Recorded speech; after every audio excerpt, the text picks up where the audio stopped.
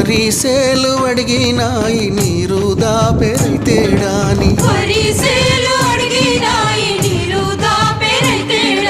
పత్తి సేలు అడిగినాయి నెత్తురు జల్లెరైతేడాని అవి పట్టుకొని ఏడుస్తున్నాయో తుల్లి తుల్లి ఏడుస్తున్నాయో